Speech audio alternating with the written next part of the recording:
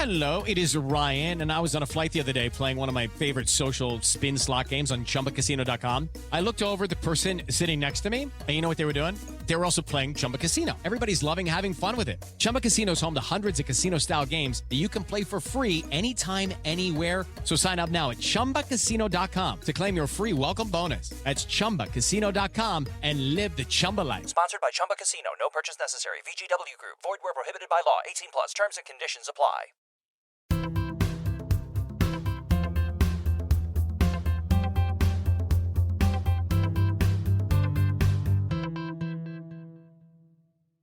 Hello, it's the monthly mailbag exclusively for Country Club tier subscribers at the Islanders Anxiety Patreon page. Thank you so much for your support, for your dough, and for your fantastic questions. Once again, in the dead middle of the summertime where it is impossibly hot outside, although it was a little bit cooler today than it's been. But, it's Mike. I thought it was kind of funny. I was expecting sort of less questions this month, and they started a little bit slow, but at the end, we got pretty much the same questions we always, the same amount of questions we always get, but we have some new askers too, which is great. Again, in the middle of the summertime, this is the passion of Islanders fans coming out right here in our mailbag episode. Yeah, I was saying to a couple people yesterday that this week I think has been the first week where I've started to miss hockey, and I don't not even like the games as much, but like just having. Just the world, just all the the hockey. Yeah, scuttlebutt, exactly. Yeah, exactly. And right. So I guess I'm not that surprised. I guess considering that, because I think I don't think I'm alone in that. Where those first couple of weeks after the draft in July 1st, everyone's in their cottages, and then you're like, okay, like that was fun. And then of course we get to October, and we'll just be like, where did the off season go? It feels like there was no off season, but that's just how it goes. And this is the beginning. I think that's more what it is. It's more about this being the beginning of the dog days than anything. Is knowing that, like I'm starting to miss hockey now, but hockey isn't coming back for a while, and that in my head is why I'm kind of missing it as much as I am, knowing that it's not coming for a while. Like this is just the beginning of the month and a half of kind of being in a hockey desert. I always think of September as hockey time, but it's really not, because it's really not. You get camps and stuff, but really October. I mean, the season doesn't start until like October 10th, right? Yeah, or something like that. So. September's almost more frustrating than this, right? Because like you're so close, and only bad stuff can happen. Right. So it's but yeah, we got a long way to go, and I think that's why we're hearing from so many different corners of the Islanders anxiety universe, because a lot of other people probably feel the same way. Yeah, definitely. The offseason also has that weird cadence where, it's the cup final, it's the draft, it's free agency, like it's go, go, go all the time. There's people getting fired, people getting traded, people getting signed, all this stuff, and then bang, it just ends. It's like it's just over as soon as it starts, and you're like, wait, what happened? And then now we're in the dog days. But we got some great Islanders questions here. We got some sort of as our usual mailbags, we'll show lots of deep philosophical questions about the Islanders and the NHL and God only knows what else. So let's get started.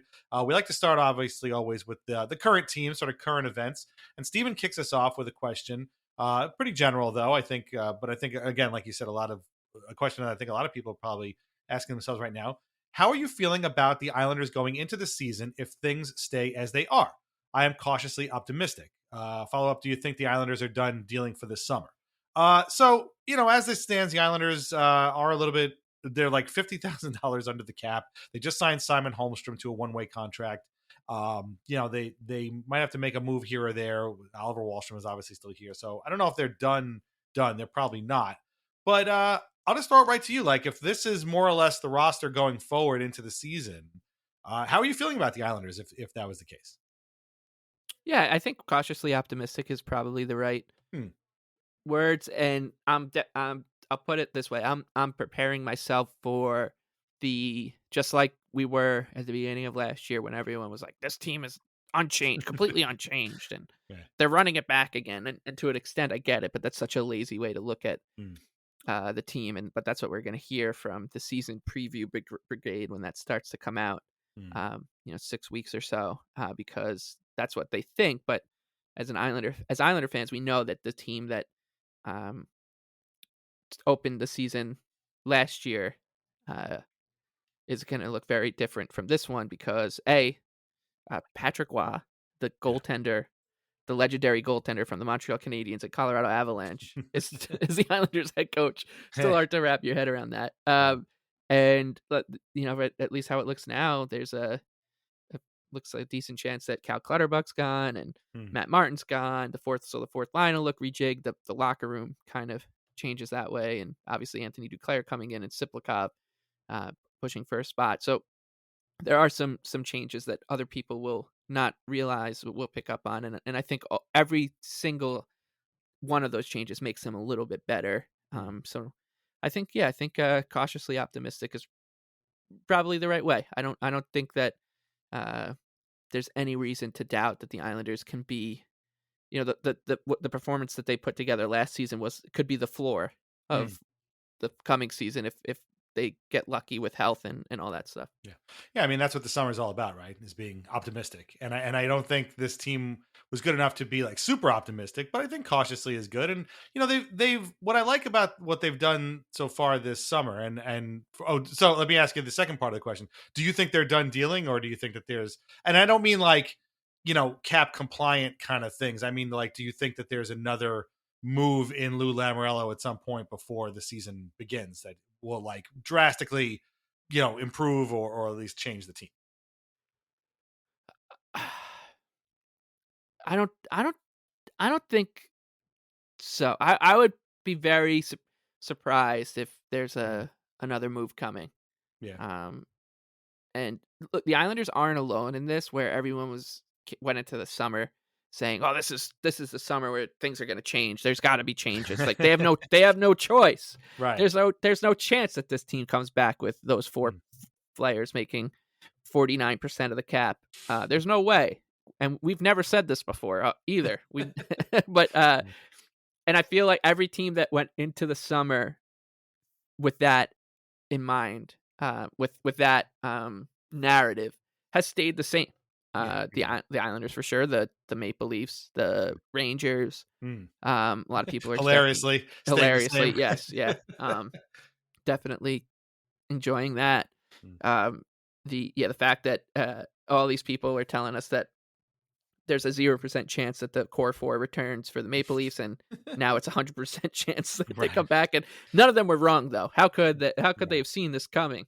And then the teams that weren't expected to make big changes kind of did. The Capitals, for the better, made themselves better. The Hurricanes made themselves worse. The Predators, like these. So I would be surprised if the Islanders made another big move. I wouldn't qualify Oliver Wahlstrom as a big move, but I would say that would be the only thing I could see, is that he's moved out. But hopefully I'm surprised. Of course, I'd like to see like a big scorer come in or something like that. But I don't see it happening at all.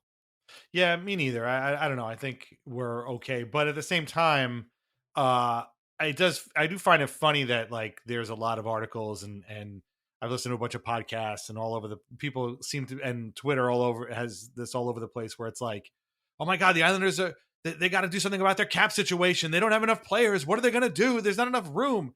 Guys, it's July. Like, they'll figure it out. Like they don't have to have a finalized roster until October. So I do think there might be, some move here or there that changes things, but it's possible that it's not. I mean, I wouldn't bet my house on it, but you never know, because they're going to need to make some move at some point. But what I was going to say before was, to Steven's point, I'm also cautiously optimistic, and I think that's because they addressed a couple of areas of concern. They wanted more scoring up front, so they brought up Siplikov, or they brought in Siplikov, and they brought in Duclair.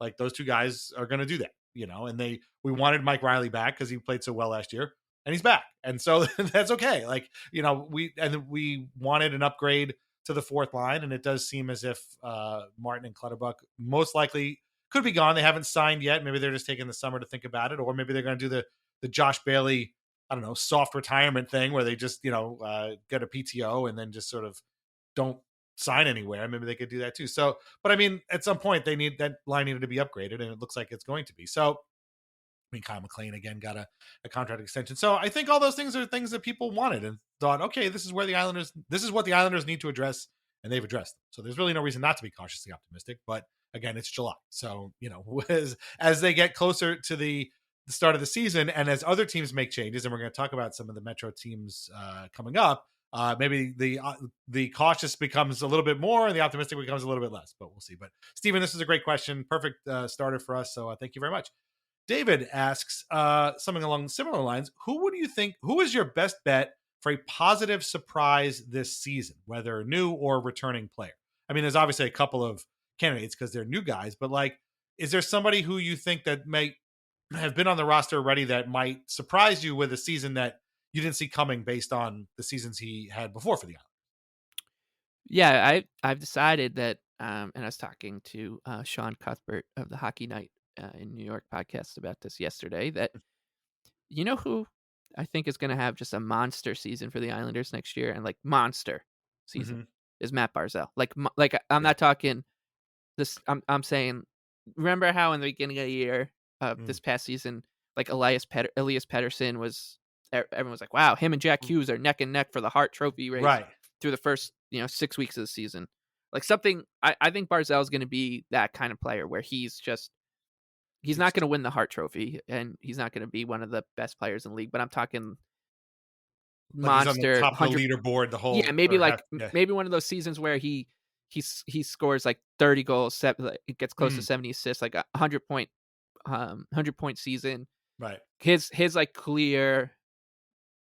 His career season is I just feels like it's where like he's been trending in the right direction so well since I mean I guess last year with Horvat, the fact that his ice time went up, he seemed to really, he just found something last year, and I think turned a lot of people's heads, and it's crazy to think that the only time he's been he's gone over 80 points. He hit 80 this past season, and the only other time he's done that is when he put up 85 as a rookie. So that's like a rookie year. Yeah, his career year is still his rookie season. But I think that this is going to be like the Matt Barzal true coming out party. So does that qualify? Would that be a surprise? Oh yeah, I think so. Like because I don't think anyone's going to talk about it that way. I think everyone talks about Matt Barzal, especially people off the island, talk about him as if he's just like one of those Islanders. He's just like the way they talk about Brock Nelson or Anders Lee or guys like that. Like he's just a guy who's been on Long Island forever. He's going to chip in like 50 to 60 points and whatever. But he's much more than that, and I think he's growing into something. With Horvat, he's growing into something pretty special here. So I'll say Matt Barzal, 100-point season. Yeah, I think that's a great pick and one that I don't think, like you said, a lot of people would say. I mean, as good as Barzal was last year, and I mean, it's safe to say that statistically, last year was his second best year after his rookie year, and I mean, even just visually, he was a much more engaged player last year. He still only finished with 23 goals and 57 assists, which, on their surface are sort of modest numbers, but I mean, 80 points is terrific. And he obviously, if you watched any Islanders game, you saw that he was really, on some nights, he was the best player on the ice for either team, But yeah, I could, it's funny that you mentioned it because I could see him having the type of season that Bo Horvat was having when he was traded to the Islanders. Yeah, we had like 36 goals in February, and it was like, oh, he blew past his career high, weeks ago, and now how high could he get? 50? Could he hit 60? Like, is it something like that? And he ends up with 90 or 100, something like that. Kind of tails off, but he's just blows past every. I mean, I think how many? I think he had 20 goals in his rookie year too. So like, if he has 25 goals by the beginning of December or something, they'd probably qualify for something like that. Yeah. I feel like there's always a couple players in the NHL who put seasons like that together. Like they've been around the block. They've always been decent players, but they just have that one year that nobody kind of saw coming. as good as it was. Yeah. And I feel like that this is going to be that year for Barzal. I think that the Horvat one is a good one. Like what JT Miller's been doing. Like he's been like Right. he's like putting up 100 points now. Mm. We I guess like the Sam Reinhart year, like Matt Barzal's not going to score 57 goals, but like if you flip Reinhart's goals and assists where he had 37 and 57 goals, 37 assists, if you like flip that, you can be like, I could see Barzal doing that. Yeah. Braden Point kind of stuff, like those kind of guys. Right. I think Barzal is capable of touching those kind of totals, and I really think he'd be the kind of guy no one will see coming, which is hilarious because he's one of the, there's 32 teams in the league, and he's one of the 32 teams' best players, and he's dynamic and fun. And he's everything everybody likes in hockey players. Yeah, but he never gets talked about because he's an Islander. Yeah, it's not to take this down a different path, but like I think we could actually have a conversation where we can say that Matt Barzal might be the most underrated player in the NHL. So I mean, so that label has been removed from Sasha Barkov forever. Right. Dude's captain, a Stanley Cup contender. He is no longer on the underrated list. He's off the list. He probably has been for several years, but he's definitely off the list. Yeah, I think Barzal's there. And you know what's funny? It's like, again, not to take it down this road, but like every year, Elliot Friedman has one sit down with Barzal, and he talks about how wonderful it is and how really charismatic he is, and why don't we do more with this guy, Jeff? And it's like, well, I don't know, Elliot, why don't you? Like, I don't know, because nobody gives a shit about the team he plays for. Well, so, they got to make sure that they check in with Ryan Reeves once a week. Exactly, and, right. You know, like it's right. Yeah, we got to call up the Marlies guy, whatever. I could also see Barzal, and then we'll get off this question. David, this is a great question. I could also see Barzal having like the Jonathan Huberdeau season before he got traded to Calgary, where he had like, 90 assists or something like that, where every time he threw the puck at Matthew Tkachuk, it went in a goal. So I could kind of see that happening, especially if Duclair plays on that wing, which would mean good numbers for him too. No, that's a great pick. I'm going to say the man who just signed the extension, Simon Holmstrom. Started out real hot last year. Remember, he led the league in shorthanded goals for a while. I don't know if he finished there, but he ended up with 15 goals in 75 games, which is nothing to sneeze at. I mean, that's really darn good. Only 10 assists, so he had that sort of Cy Young season. But I'm not even thinking like numbers-wise. I feel like maybe defensively, confidence-wise, strength-wise, I think Holmstrom is maybe going to take another step and is going to be a guy who's like a shutdown guy almost. Maybe from the wing, maybe like a Franz Nielsen light type of thing, where he's out there taking, when the big guys are out there late in the game, and maybe the Islanders can actually figure out how to close out a game. And I think Simon Holmstrom might be a big part of that. But there's a few guys here. Again, the Islanders made the playoffs last year, but it was obviously not an easy ride. We've been over that a million times. So there's a lot of room here for positive surprises, guys who can just show up. I mean, Brock Nelson's going to be 34 years old, and if he puts together his first 40 goal season or whatever it is, or his career high in goals is 37. Would it shock you if 33-year-old Brock Nelson scores 40 goals? No, not in a career year. Right. Yeah. I mean, a contract year. Yeah. Yeah. Exactly. So. I think you're right. Like the team is there's a lot of candidates here.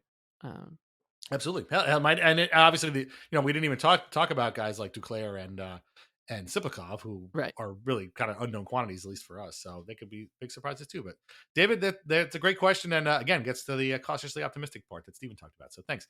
Okay. Nolan asked a question about a guy you just mentioned, Patrick Waugh. He says, do you see Patrick Waugh as a coach who can forge a new identity for this team as they recover from the inconsistency of the Lambert era?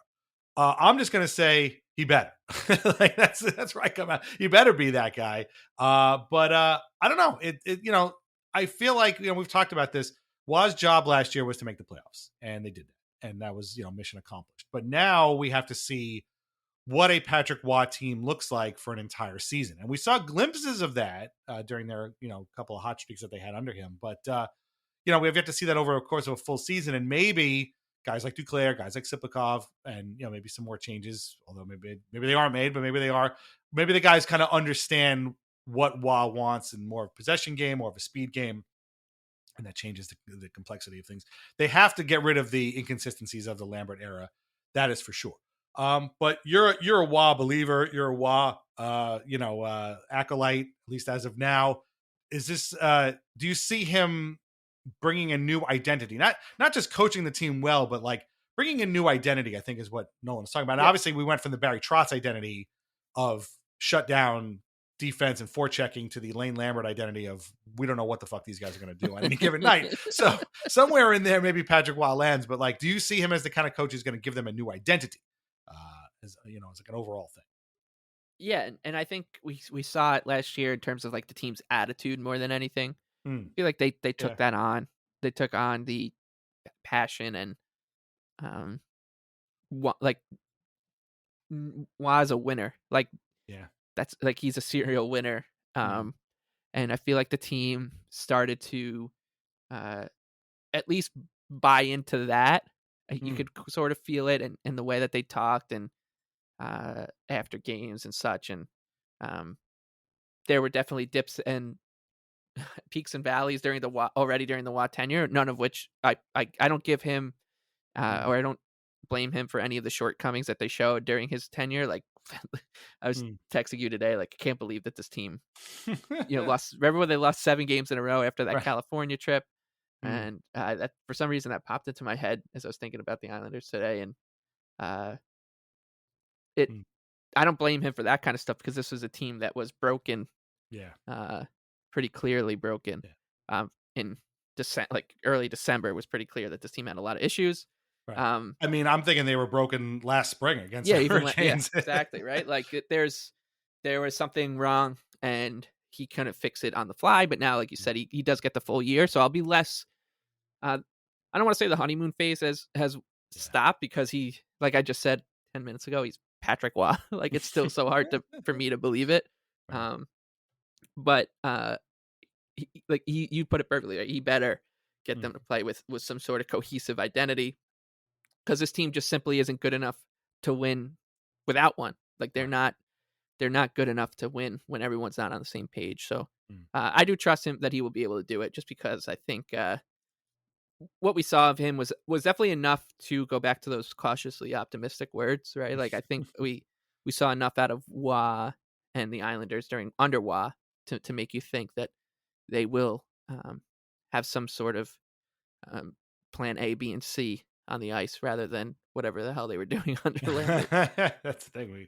We still have no idea what they were doing that the whole time. So it is kind of funny, but we'll have to see. But the jury's still out. And again, Waugh was put in a tough position. Like he shows up after, what was it? Just before the All-Star game. Right. And it's like, okay, make these guys make the playoffs. And it's like, I don't even know these guys. I've never even seen their games before. We watched like 1 or 2 games where they played against the Kings or whatever. So, but they pulled it out, I mean, they got a lot of help along the way, but they eventually pulled it out. So now it's about getting them. And now that he knows these guys and loves these guys, as he's said many, many times, it's going to be about finding that new identity and making them consistent and finding that way that they can play that works for them. So we'll have to see. But I don't think Anthony Duclair, who knows Waugh from his junior days, was an accident. Let's just put it that way. I think that those guys trust each other. So we'll see what happens. But Nolan, great question. And but he better figure out a new identity, forge a new identity, because our sanity all depends on it. Okay. Bob asked a question, and this one might go long. We got to try and shorten this one up because we can go in on these guys and have recently. What's your really early prediction for the Metro Division, and which new teams will make the playoffs and who will they replace? Been a lot of movement in the division, in particular with the Hurricanes, who've lost a lot of talent, replaced it with some talent. The Devils have picked up a lot of talent. The Flyers have got their guy Michkov. They don't really care about anybody else. The Blue Jackets still have no coach. The Rangers still have a captain who, at this point, most of the fan base wants to get rid of, but he's still here. They don't have Barclay Goodrow, but there you go. And the Penguins picked up a couple of ex-Islanders, which is always a great idea when you're struggling to make the playoffs, and are just kind of floating around out there, without really much of a clear direction. And then there's the Islanders, obviously. So this is a great question. I mean, I think the Caps just straight up replaced half their roster. So I think it's easy to say that, you could see the Caps and Hurricanes staying in the playoffs. Rangers are most likely still a playoff team. And that leaves, the Islanders, Penguins, Flyers, Blue Jackets. And the Devils. I think the Devils are also probably a playoff team. So, like, of them, who do we think makes the playoffs? I mean, I got to be honest, of all of them, I still think it's the Islanders. Like, the Flyers, Blue Jackets, and Penguins don't do anything for me. Period. Doesn't mean that their seasons are over yet, but I don't know. I just can't see it. Now that means that you'd have 4 teams, from the division make the playoffs, which makes sense. It's usually the way. But anything else you see going on there, or am I miscounting? No, I think that's about right. Yeah, I think that the division is completely 5 changed. teams. Sorry, 5 Yeah, teams. yeah, and I think if you look at both divisions, actually, the big picture in the Eastern Conference is the conference as a whole. If it was just one team with every team having, every player from every team playing, like it got worse. Yeah. And that goes for the Metro too. Hmm. And it's I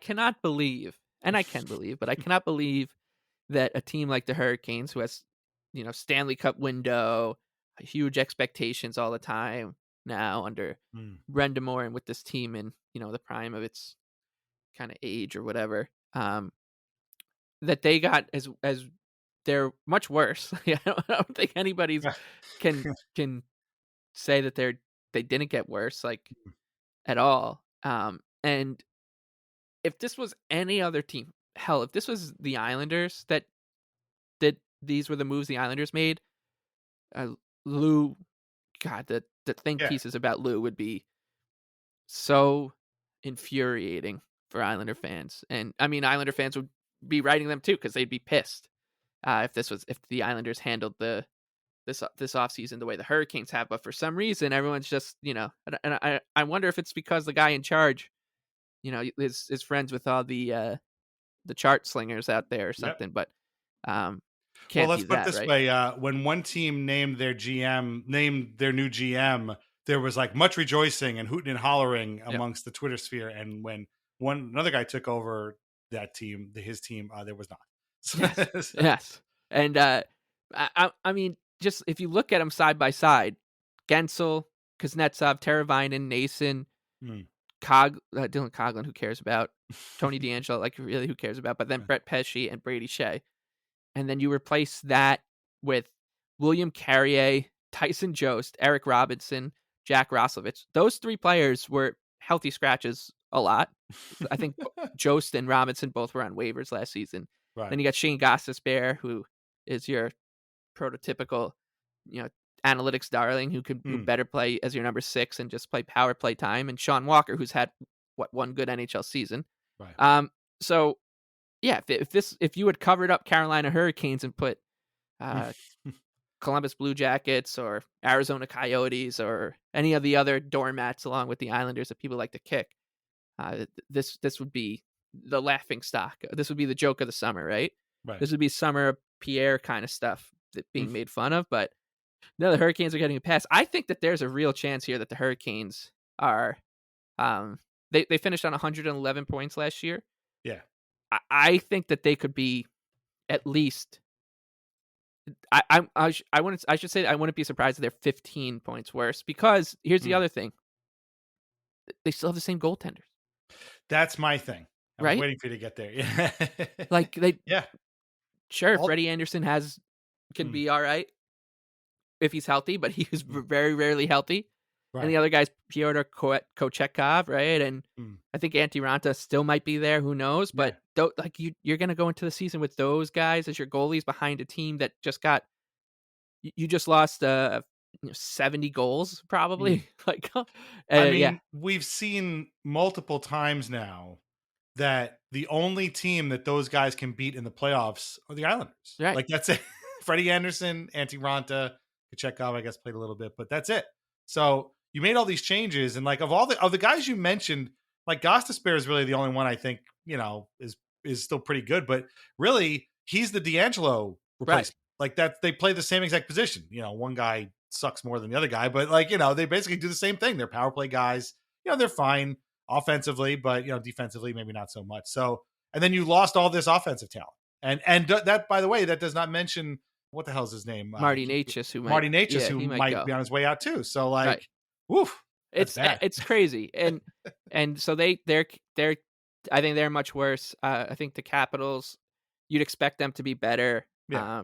The Devils are definitely better too. The Devils are definitely better. The Rangers are, like you said, there could be something toxic. Hopefully there is in what's going on there. I love that returning like almost the same roster except for making like a marginal improvement on your fourth line Mm. is an absolute calamity for this fan base because after they won the President's Trophy, Right. oh my God, like you only made our roster a little bit better. We didn't get all the star players that we usually get handed to us this time. Like how could we take this? Like we didn't even win the draft lottery. Like this is a terrible offseason for us. So I think that the Islanders, the Capitals, and the Devils will put pressure on the Rangers and Hurricanes.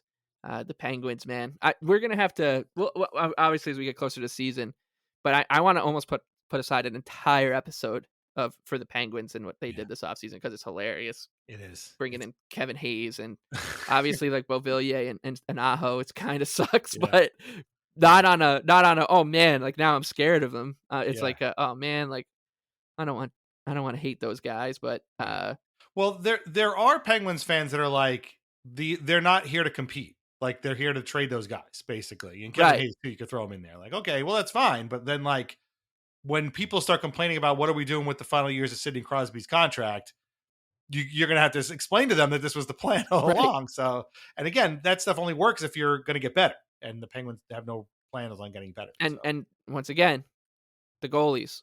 Yeah, right.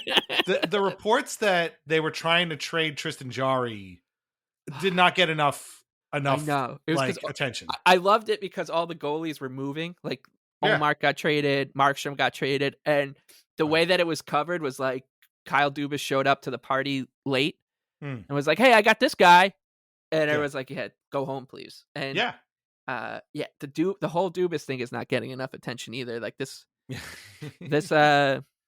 might be going down a fun path for us, but we'll let it play out before we count our chickens.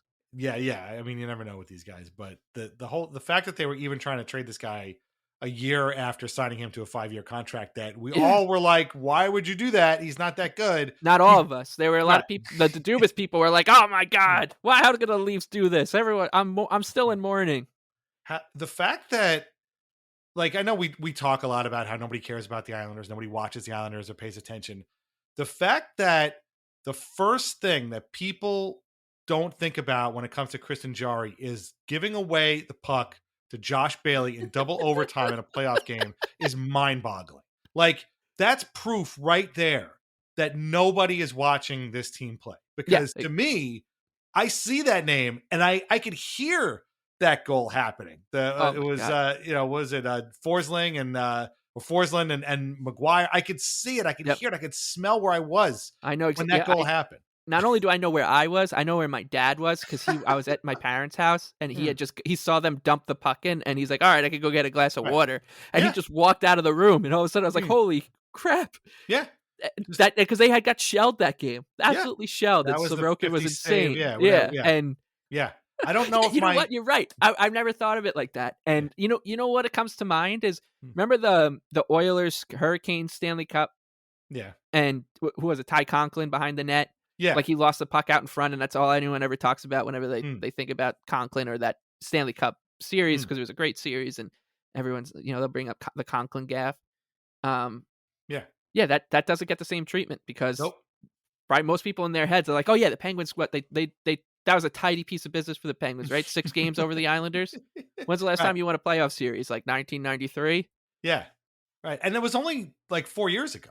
Like that's the crazy thing. So I don't know. I to us, that will always be Tristan Jarry's legacy. Why that isn't the case for everybody, I don't know. But again, Islanders, what are you going to do? Anyway, Bob, we hope we answered your question. I still think the Islanders can make the playoffs out of this group, but, with the Devils and Caps being what they are now, it might be a little bit difficult. But, we've seen teams change a lot and not work out. We have some Mets questions coming up later on, and they do this all the time where they bring in a whole bunch of new guys and then still don't make the playoffs. Baseball is a different animal, but I can see the Caps gambit not really working out all that well either. Charlie Lindgren is still their goalie. And this guy was a career minor leaguer until last year when he was terrific, helped them make the playoffs, but is he going to do that again? I don't know. And, Pierre-Luc Dubois, Mr. Sourpuss himself is now on board. So who knows what's going to happen, but we'll see. I mean, they're definitely better, but are they going to make the playoffs? Who knows? And the Devils always seem like one injury away from falling apart anyway. So we'll see. But I mean, I definitely don't think the Islanders are like, out of contention here. I mean, I think we're all hoping that the Rangers locker room is the second most toxic place in New York City outside of, the East River. So really looking forward to that. So we'll have to see what happens. But there's a lot of options here. So, but the Islanders are definitely in the thick of it. They're not Columbus, let's put it that way, who are, again, just grasping at straws right now. And again, the Flyers, God love them. They got their guy. They're done. Like they're done. They're okay with that. And that's the end of that. Thanks for listening. If you want to hear the full monthly mailbag, sign up at patreon.com/Islanders Anxiety for our country club tier. That'll let you listen to all of the past mailbag episodes, as well as ask a question for our next mailbag episode, which happened all summer long. So thanks for listening. Take care. Bye-bye.